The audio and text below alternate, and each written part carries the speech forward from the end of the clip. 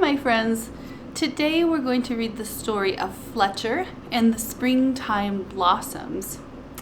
And before I put the book down on the floor so that you all can see the pictures better, we're going to just talk a little bit about what we see here. Who are the characters in this story? What can you see?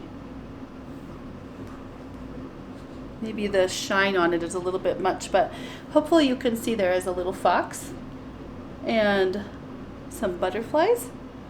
And if we listen to the title of the book, Fletcher and the Springtime Blossoms, it gives us a clue, doesn't it? It's about someone named Fletcher and springtime blossoms. And today, outside at Merry Hearts, it is spring, but there are no blossoms on the tree. Instead, what we have are little chunks of wet spring snow. They kind of look like little blossoms on the tree if the blossoms were white and fluffy. So I'm going to put this book down here on the floor and change the camera so that you can see the pictures.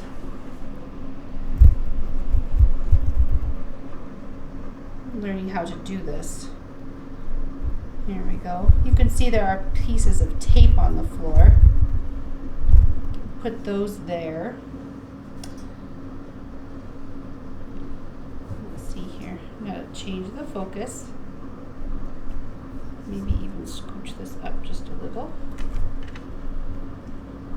There we go.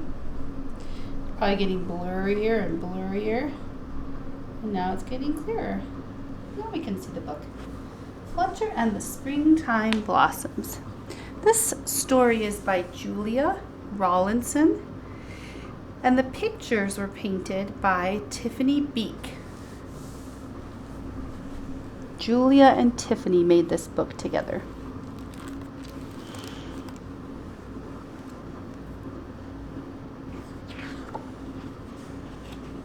You can probably see down here in the corner where I'm tapping my finger,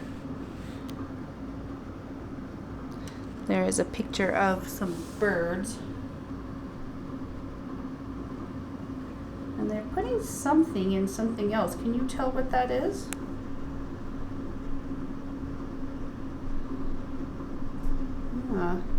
They're putting a little bit of fluff in a nest.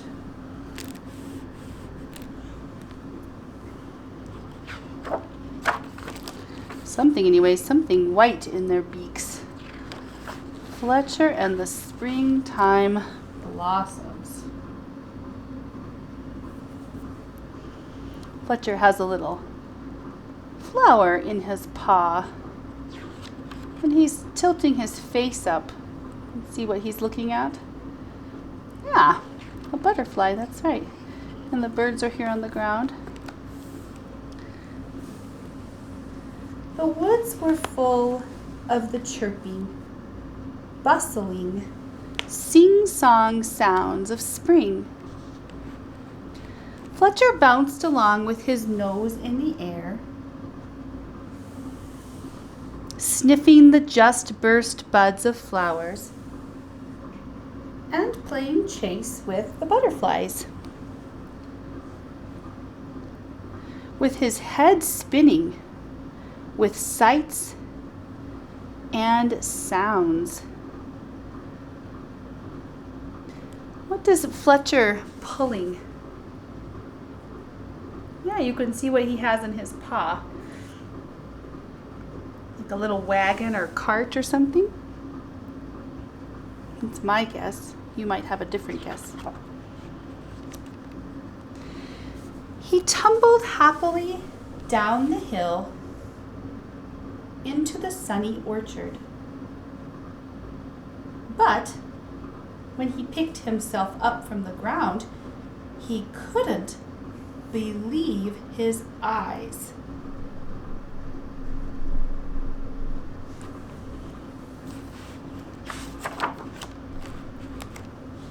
A soft breeze danced through the branches, carrying snowflakes Snow so late in spring, thought Fletcher.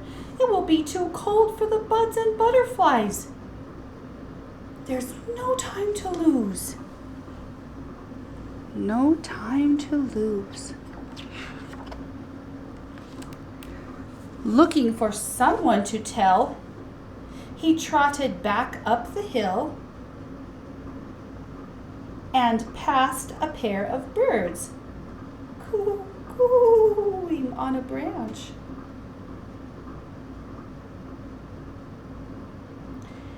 You've flown to your summer home too soon, Fletcher cried. You've been down to the orchard, and there's more snow on the way. Oops, I said that wrong. I've been down to the orchard. That's right. Fletcher's been down to the orchard. Then we should fly back south, they called. But first we must tell Porcupine. He's just come out of his bed of leaves. He needs to snuggle back down, or he'll freeze.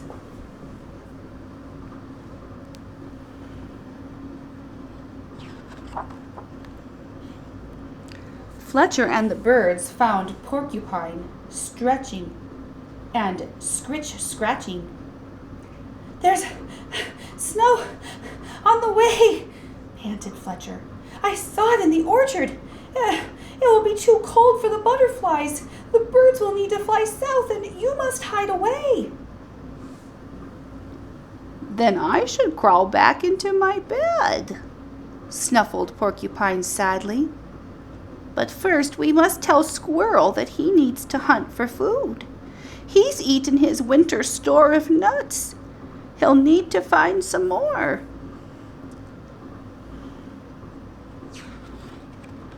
Can you see Porcupine's face? Yeah. He seems concerned.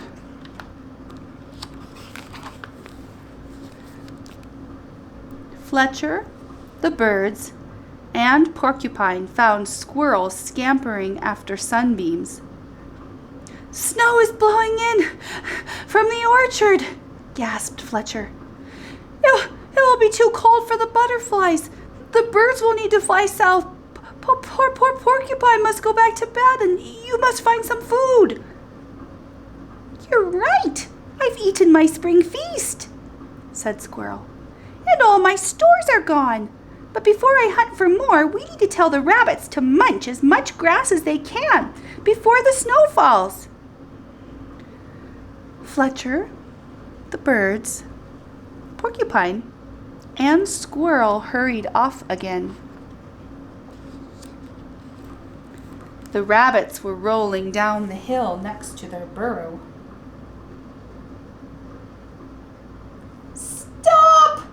Stop playing, cried Fletcher. There's snow blowing in from the orchard. It will be too cold for the butterflies. The birds will need to fly south. Poor Porcupine must go back to bed. Squirrel needs to find food, and you must munch more grass.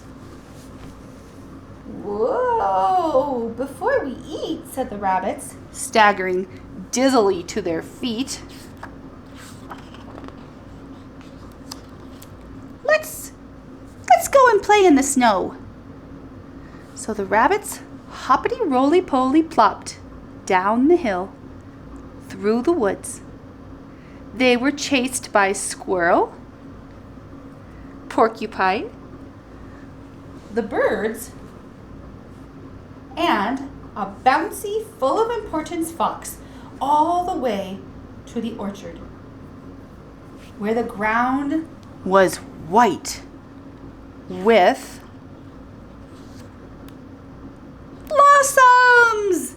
Blossoms bobbing in the branches, blossoms blowing in the breeze, blossoms blanketing the ground, and not a snowflake to be found.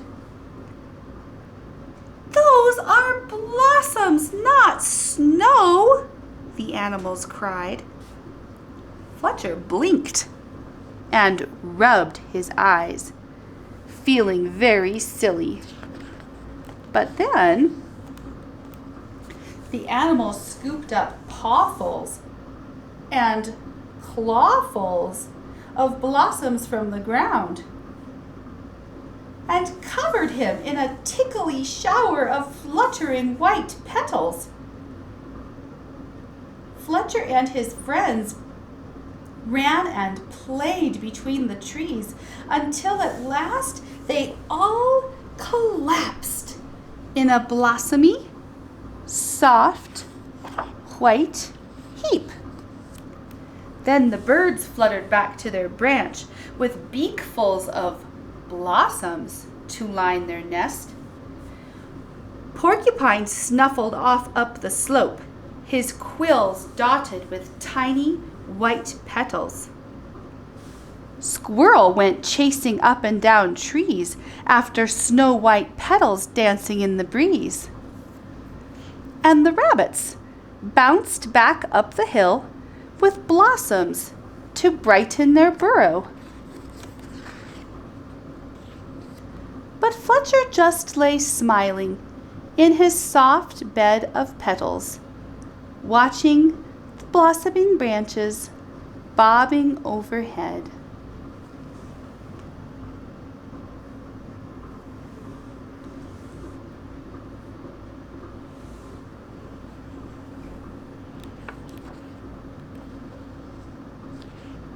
I don't know if you can see it. When I turn the book a little bit, can you see how the page sparkles a little bit? This is a special book that has some extra sparkles on some of the pages. This one has extra sparkles on the blossoms. These trees have lots of flowers on them. And all those petals are fluttering to the ground all over the place. I am excited for spring to come, when blossoms will bloom on our trees and they will float down, and all of you can play in the blossoms on the ground too, just like Fletcher and his friends. And that is the end of the story of Fletcher and the springtime blossoms. I hope you liked it. I'll be back to read you another story very soon. Goodbye.